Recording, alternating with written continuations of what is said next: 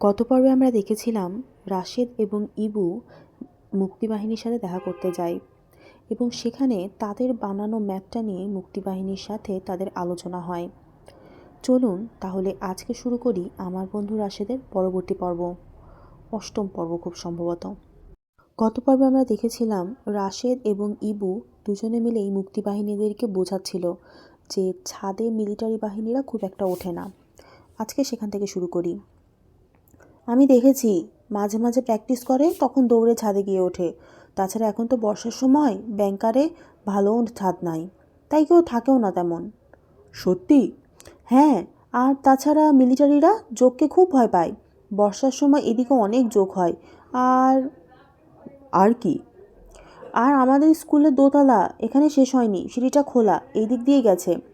রাশেদ ম্যাপে হাতটা দিয়ে সিঁড়িটা দেখিয়ে বলে, এই যে এই সিঁড়িটা, এটা দিয়ে বাংকারে যেতে হয়। কাজল ভাই ভুরু কুঁচকে রাশেদের দিকে তাকালেন। রাশেদ বলল, রাস্তার এই পাশে কেউ যদি কোনো স্টেন গান নিয়ে বা মেশিন গান নিয়ে বসে থাকে, যদি সিঁড়ির দিকে গুলি করতে থাকে, তাহলে কেউ সিঁড়ি দিয়ে কিন্তু ছাদে যেতে পারবে না। কাজল ভাই একটু অবাক হয়ে রাশেদের দিকে তাকালেন, তারপর বললেন, রাস্তার এই পাশে কি আছে? নূর মোহাম্মদের বেকারি, রুটি তৈরি করে। এই পাশেই উত্তম লন্ডি, এইখানে আরেকটা চায়ের দোকান। এটা কি ইটের দালান? হ্যাঁ। তুমি শিওর? শিওর। এইখান থেকে সিঁড়িটা কভার করা যাবে? যাবে। কাজল ভাই এবং অন্যান্যরা ম্যাপের দিকে তাকিয়ে নানান রকম কথা বলতে শুরু করলেন। কি একটা ব্যাপারে খানিকক্ষণ দুজনের মাঝে তর্কও হলো। কাজল ভাই সবাইকে থামিয়ে দিয়ে বললেন, আমার মনে হয় এই লোকেশনটা অ্যাটাকের জন্য খুব ভালো, খুব সুন্দর পজিশন নেওয়া যাবে। আমার ইচ্ছা অস্ত্রাগার থেকে কয়েকটা রকেট লঞ্চার নেওয়া। খুব অভাব রকেট লঞ্চারের, যদি নেওয়া না যায় তবে যদি ঘরটা উড়িয়ে দিতে পারি সেটাও খারাপ না। ফর্সা মতন ছেলেটা বলে, কিন্তু গ্লোবাল প্ল্যানে তো আর রদবদল করা যাবে না। প্রাইমারি মিশন হচ্ছে 0+24 আওয়ারের। না, প্রাইমারি মিশন তো রদবদল করছিও না। এই অপারেশনটা 2 নম্বর দলের জন্য, আর সব লোকাল ছেলেরা। আমি জিজ্ঞাসা করলাম, প্রাইমারি মিশনটা কি? কাজল ভাই হেসে বললেন, এটা একটা টপ সিক্রেট অপারেশন, কাউকে বলার কথা না। কখন কোথায় কি হবে কেউ জানে না। খুঁটিনাটি সব কিছু শুধু আমি জানি। কালো মতন গোফওয়ালা ছেলেটা বলল, আমাদের ওপর কি অর্ডার আছে জানো? কি? যদি আমরা কোনো না কোনো কারণে মিলিটারিদের হাতে ধরা পড়ে যাই, তাহলে যেন নিজেরাই প্রথমে কাজল ভাইকে গুলি করে মেরে ফেলি। ধরা পড়ার পর অত্যাচার করে যেন কোনো কিছু বের করতে না পারে। রাশেদ চোখ কপালে তুলে বলে, গুলি করে মেরে ফেলবেন কাজল ভাইকে? কাজল ভাই চোখ বড় বড় করে বললেন, আরে ধরা পড়লে ধরা পড়ার আগে না তো। সবাই হু হু করে হেসে ওঠে। ফর্সা ছেলেটা বলে, প্রথম প্রথম যে সকল যুদ্ধ হয়েছে সেগুলি ছিল কোনো পরিকল্পনা ছাড়া। এখন সব কিছু বড় পরিকল্পনার মাঝে হচ্ছে। সারা দেশকে 11টা সেক্টরে ভাগ করা হয়েছে। এক একটা সেক্টরের দায়িত্বে আছে। হঠাৎ বাইরে থেকে শীষের মতো একটা শব্দ হলো। সাথে সাথে ভেতরে সবাই চুপ করে গেল। কাজল ভাই আস্তে করে হারিকেনের আলোটা কমিয়ে দিয়ে উঠে দাঁড়ালেন। বিছানা থেকে স্টেন গান নিয়ে আস্তে আস্তে পা টিপে দরজার পাশে দাঁড়ালেন। ফর্সা মতন ছেলেটা আমাকে আর রাশেদকে ফিসফিস করে বলে, হেই, মাটিতে শুয়ে পড়ো। আমরা মাটিতে উপুর হয়ে শুয়ে পড়লাম। উত্তেজনায় বুকটা ধকধক করছে। তার মাঝে প্রায় নিঃশ্বাস বন্ধ করে পড়ে রইলাম। বাইরের কিছু মানুষের পায়ের শব্দ পেলাম, কিছু কথাবার্তাও শোনা গেল, কিন্তু তারপর সব চুপচাপ। আবার শীষের শব্দ শোনা গেল, একবার দুবার। তখন সবাই আস্তে আস্তে কথা বলতে শুরু করে। কাজল ভাই ঘর থেকে বেরিয়ে এলেন খুব সাবধানে। ফর্সার মতন ছেলেরা বলল, রাজাকার মনে হয় খুব উৎপাত করছে। একটা ব্রাশ ফায়ার করে জানিয়ে দিলেই তো হয় আমরা এখানে, তাহলে আর ধারে কাছে আসবে না। সবাই হো হো করে হেসে ওঠে। আমরা রাতে মুক্তিবাহিনীর সাথে ভাত খেলাম। খাবার বেশি কিছু ছিল না, মোটা লাল চাউলের ভাত আর ডিম। সবাই সেটা এত মজা করে খেলো যেন পোলাও কোরমা খাচ্ছি। খাওয়ার পর চা, চিনি নাই বলে গুড়ের চা, খেতে কেমন যেন পায়েস পায়েস লাগে। আবার খাওয়ার পর মেঝেতে মাদুর পেটতে 2টি তেল চিটচিটে বালিশ দিয়ে কাজল ভাই বললেন, তোমরা এখন ঘুমাও, সকালে পৌঁছে দেওয়া হবে। রাশেদ বলল, আমাদের তো ঘুম পায় নাই। ঘুম না পেলেও ঘুমাতে হবে, মনে করো এটা হাই কমান্ডারের অর্ডার। আমরা তখন শুয়ে পড়লাম। শুয়ে শুয়ে রাশেদ আর আমি ফিসফিস করে কথা বলতে থাকি। এই প্রথম সত্যিকারের মুক্তিবাহিনী দেখছি। কি সাংঘাতিক একটা ব্যাপার। আমরা দুজন চুপচাপ শুয়ে রইলাম। উত্তেজনায় চোখে ঘুমিয়ে আসতে চায় না। বাইরে একটা কুকুর ডাকছে, কোথায় যেন দূরে শেয়ালও ডাকছে। রাতে শেয়ালের ডাক বুকের ভেতর কেমন যেন ফাঁকা ফাঁকা করে দেয়। কারণটা কে জানে। আরও দূরে কোথায় জানি একটা গুলির শব্দ হলো। কে জানে ব্রিজের ওপর মিলিটারি কাউকে গুলি করে মারছে কিনা। আমার মনে হলো আমার কখনো ঘুমই আসবে না, কিন্তু শুয়ে থাকতে থাকতে একটা সময় সত্যিই ঘুমিয়ে গেলাম। ঘুমিয়ে ঘুমিয়ে স্বপ্ন দেখলাম আমিও মুক্তিবাহিনী। বিশাল একটা মেশিন গান নিয়ে আমি কাদার মাঝে ছপছপ করে হেঁটে যাচ্ছি, একেবারে সত্যিকারের মুক্তিবাহিনীর মতো। গভীর রাতে আমাকে কে যেন ডেকে তুলল। ইবু, এই ইবু, ওট ওট ওট, দেখ কে এসেছে। আমি ধর্মর করে উঠে বসলাম। খানিকক্ষণ লাগলো বুঝতে আমি কোথায়। রাশেদ আরেকবার আমাকে ঝাঁকিয়ে বলল, এই ইবু, দেখ না দেখ। হারিকেনের আবছালোতে আমার সামনে একজন মানুষ দাঁড়িয়ে আছে। লম্বা চুল, মুখে খোঁচা খোঁচা দাড়ি, মাথায় তার গামছা বাঁধা, পরনে একটা খাটো লুঙ্গি, কিন্তু পায়ে সবুজ রঙের বুট। আমি ভালো করে তাকালাম, তখন হঠাৎ চিনতে পারলাম শফিক ভাই। শফিক ভাই আমাকে আর রাশেদকে এত শক্ত করে ধরলেন যে ছাড়তেই চান না। খানিকক্ষণ পর বললেন, এখন দেখো তো তোমরা আমাকে চিনতে পারো কি না। আগেই দেখো না, চোখ বন্ধ করে রাখো। আমি আর রাশেদ চোখ বন্ধ করলাম। বুঝতে পারলাম সবাই মিলে একজনকে আমার সামনে দাঁড় করালো। তারপর শফিক ভাই রহস্য করে বললেন, ঠিক আছে, এখন চোখ খোলো। আমরা তাকালাম। আমাদের সামনে কাদের দাঁড়িয়ে আছে, খাটো করে লুঙ্গি পরা, কোমরে গামছা, হাতে রাইফেল। কাদের, তুই? আমি আর রাশেদ ছুটে গিয়ে কাদেরকে এত জোরে চাপটে ধরলাম যে সে একবারে মাটিতে আছাড় খেলো, সাথে আমরাও। কাদের বলল, আরে কি করিস কি করিস, ছাড় ছাড় আমাকে, ছাড় ছাড় বলছি, ভালো হবে না কিন্তু। আমরা কাদেরকে ছাড়ি না, আমাদের ক্লাসের ছেলে, কিন্তু কখনো কাদেরের সাথে আমাদের এতটা বন্ধুত্ব হয়নি। হঠাৎ মাঝরাতে হারিকেনের আবছা আলোতে তাকে বুকিয়ে জড়িয়ে ধরে আমাদের মাঝে যে কি গভীর একটা ভালোবাসা হয়ে গেল সেটা ভাষায় প্রকাশ করা যায় না। কাদের বলল, এই ছাড় ছাড় আমাকে, ভালো হবে না কিন্তু, একবারে ব্রাশ ফায়ার করে দিব। আমরা তবুও কাদেরকে ছাড়ি না, কোনো কথা বলতে পারি না, শুধু বলতে থাকি, কাদের তুই তুই তুই। আমাদেরকে ঘিরে সবাই দাঁড়িয়ে হাসতে থাকে। শেষ পর্যন্ত আমরা কাদেরকে ছাড়লাম। কাদের উঠে দাঁড়িয়ে শরীর থেকে ধুলা ঝেড়ে আমাদের দিকে তাকিয়ে হাসে।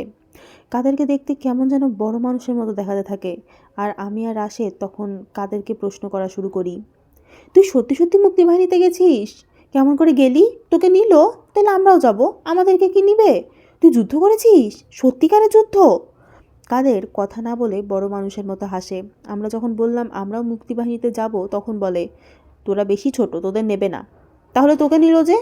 আরে আমি কতবার পরীক্ষায় ফেল করেছি বলে তোদের সাথে এক ক্লাসে, তা না হলে আমার এতদিনে কলেজে যাওয়ার কথা। ধুর, মৃত্যুজ্ঞ থাকার। আরে তোরা তো মুক্তিবাহিনীতে আছিসই, কাজল ভাই আমাকে বলেছে তোরা নাকি সাংঘাতিক একটা নিখুঁত ম্যাপ তৈরি করে ফেলেছিস, মিলিটারি ক্যাম্পের ম্যাপ। তোদের ম্যাপ দিয়ে তো একটা অপারেশন হবে, হবে না বল? আমরা মাথা নাড়লাম। তাহলে? কাদের আস্তে আস্তে বলল, বড় কষ্ট রে মুক্তিবাহিনীতে, খাওয়ার কষ্ট, ঘুমের কষ্ট, থাকার কষ্ট। এই জুতা পরে কাদার মাঝে হাঁটতে হাঁটতে পায়ে ঘা হয়ে গেছে দেখ, মাথার মাঝে এই বড় বড় উকুন, বিশ্বাস করতে পারবি না। 2-3 দিন হয়ে যায় ভাত খায় না, খালি শুকনা চিরা। আর এক একটা গুলির বাক্স যে কি ভারী রে, বিশ্বাসই করতে পারবি না তোরা। কাদের হঠাৎ একটু হেসে বলে, কিন্তু জানিস, যখন গ্রামের মানুষেরা আমাদেরকে দেখে তখন এত যত্ন করে, তোরা এটাও বিশ্বাস করতে পারবি না। সেদিন একজন বুড়ি আমাকে ধরে হাউমাউ করে কান্না করে ফেললো। বলে, বাবা এত ছোট কেন যুদ্ধ করতে যাও, তুমি আমার সাথে থাকো, আমার কোনো ছেলে পেলে নাই, তুমি আমার ছেলে, তুমি আমার ধন। তাই বললো? হ্যাঁ, আমরা যদি কোনো গ্রামে থাকি তখন গ্রামের মানুষ গরু জবাই করে খাওয়ায়, কিন্তু আমাদের নিষেধ আছে। নিষেধ? হ্যাঁ, কারো বাড়িতে খেলে জানাজানি হয়ে যায় তো, পরে খবর পেয়ে মিলিটারি এসে তার বাড়িঘর জ্বালিয়ে পুড়িয়ে দেয়। হঠাৎ কাদেরের কিছু একটা মনে পড়ে। সে চোখ বড় বড় করে বলে, এই জানিস, আমরা একটা রাজাকার ধরে এনেছি। রাজাকার ধরে এনেছিস? হ্যাঁ, কদমতলায় পুলের নিচে পাহারা দিতে দিতে সাদা বেটা ঘুমিয়ে গেছে। আমরা চুপি চুপি গিয়ে পিছন থেকে খপ করে ধরে ফেলেছি, তারপর পিছমোড়া করে চোখ বেঁধে নিয়ে এসেছি। চোখ বেঁধে? হ্যাঁ। কি করবি এখন? কাদের উদাস ভঙ্গিতে বলল, মেরে ফেলবো মনে হয়। মেরে ফেলবে? আমরা তো আতঙ্কে চমকে উঠলাম। মনে হয়? তুই তুই মানুষ মারতে দেখেছিস? দেখেছি। উল্লাপুরের গ্রামের শান্তি কমিটির চেয়ারম্যানকে যখন মারলো আমি তখন কাছেই ছিলাম। কাদের শব্দ করে মাটিতে থুতু ফেলে বলে, শালা 1 নাম্বারের দালাল, তুই কখনো কাউকে মেরেছিস? কাদের কোনো উত্তর না দিয়ে পা দিয়ে মাটি খুঁড়তে থাকে। তারপর নিচু গলায় বলে, জানি না রে, যুদ্ধের ব্যাপার। কার গুলিতে যে কি হয়, কে কখন মারা যায় কেউ জানে না, কিছু বোঝা যায় না। চরের এদিকে বেশ কয়েকবার অ্যাম্বুশ করেছি তো আমি। কাদের হঠাৎ সুর পাল্টে বলে, আয় দেখি রাজাকার শালা কী করে। আমরা কাদেরের সাথে সাথে বাইরে এলাম। উঠানে কাছে একটা গাছের সাথে একটা মানুষ দড়ি দিয়ে বাঁধা। মানুষটা কুঁজো হয়ে বসে আছে, হাত দুটি পিছনে শক্ত করে বাঁধা, দুটি চোখও গামছা দিয়ে বাঁধা রয়েছে। কাছে একটা কুপিবাতি জ্বলছে। কুপিবাতির স্পষ্ট আলোতে মানুষটা একদম কুঁজো হয়ে বসে আছে। বসে থাকার দৃশ্যটা দেখে কেমন যেন আমার গায়ে কাঁটা দিয়ে ওঠে। কাদের আরও কাছে গিয়ে ডাকলো, এই শালা। রাজাকারটি কোনো কথা বলল না। এই শালা পাকিস্তানের দালাল। রাজাকারটি তবুও কোনো কথা বলল না। কাদের তখন একটু এগিয়ে এসে পা দিয়ে মাথার মাঝে ধাক্কা দিয়ে বলে, শুয়োরের বাচ্চা হরামখোর, কথা বলিস না কেন? দেবো দেবো একটা রাইফেলের বাট। কাদের সত্যি সত্যি রাইফেলের বাট দিয়ে তার মাথায় মারত কিনা জানি না, কিন্তু তখন দেখলাম কাজল ভাই এবং আরও কয়েকজন হেঁটে আসছেন। কাছে এসে খানিকক্ষণ চুপচাপ দাঁড়িয়ে থেকে বললেন, একে খুলে দাও দেখি, যেভাবে বাধা আছে ব্লাড সার্কুলেশন তো বন্ধ হয়ে যাবে। একজন অবাক হয়ে বলল, খুলে দেব? হ্যাঁ খুলে দাও, একটু কথা বলি। তারপর কি গুল্লি? কাজল ভাই কোনো উত্তর দিলেন না। রাজাকারটির চোখ খুলে পায়ের বাঁধন খুলে দেওয়ার পর তার হাতের কবজিতে হাত বোলাতে বোলাতে ভয় ভয় আমাদের দিকে তাকালো। একেবারে গ্রামের মানুষ, মুক্তিবাহিনীর একটা ছেলের সাথে এর চেহারার কোনো পার্থক্য নাই। কাজল ভাই একটু এগিয়ে এসে জিজ্ঞাসা করলো, তোমার নাম কি?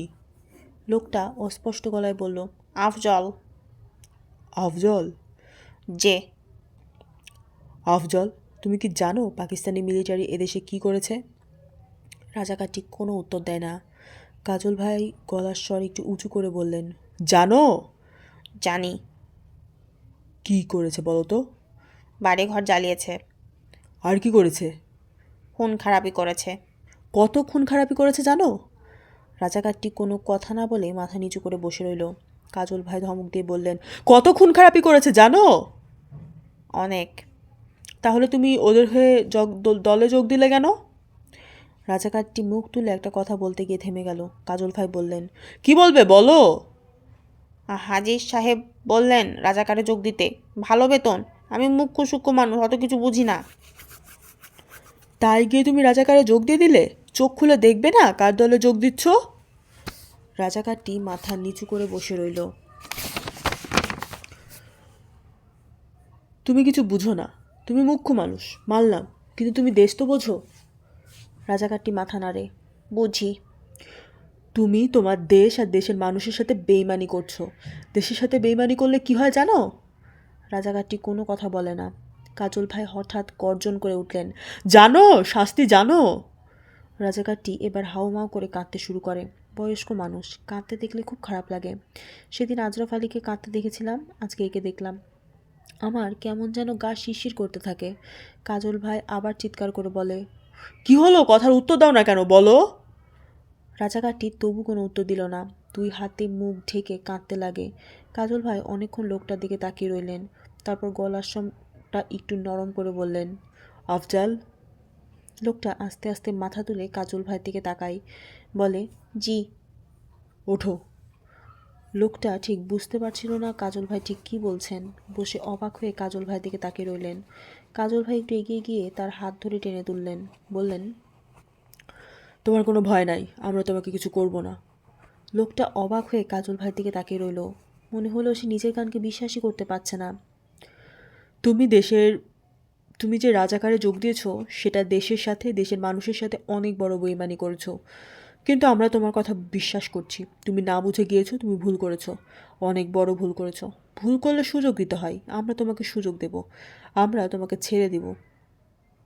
রাজাকারটি হঠাৎ মাটিতে পড়ে কাজল ভাইয়ের পা চেপে ধরে বলে, আমি যাব না, আমি যাব না, আমি আপনাদের সাথে থাকবো, আমাকে মুক্তিবাহিনীতে নেন।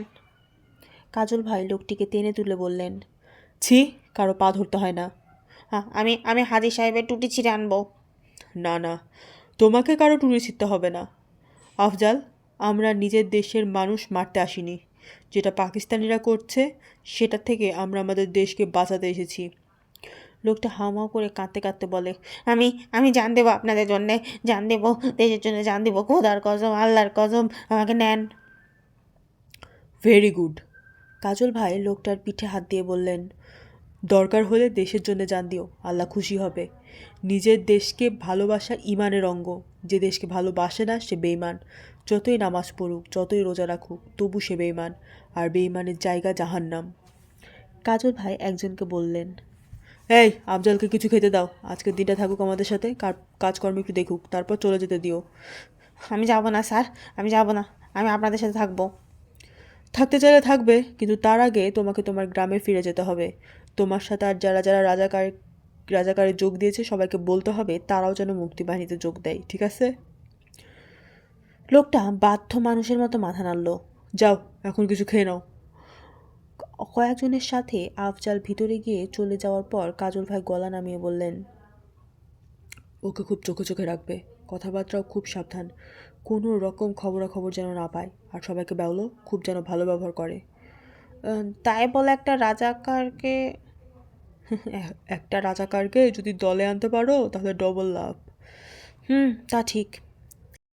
আমাদের কাছে রিপোর্ট এসেছে, রাজাকারদেরকে বুঝিয়ে দিলে তারা মুক্তিবাহিনীতে এসে যায়।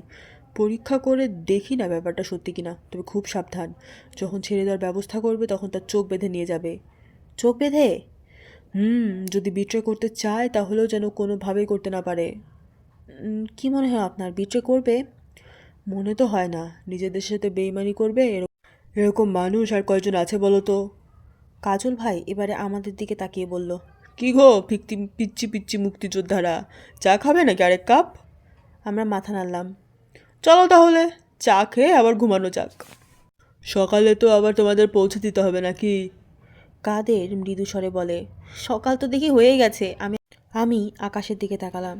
সত্যি সত্যি অন্ধকার কেটে আলো হয়ে আসছে।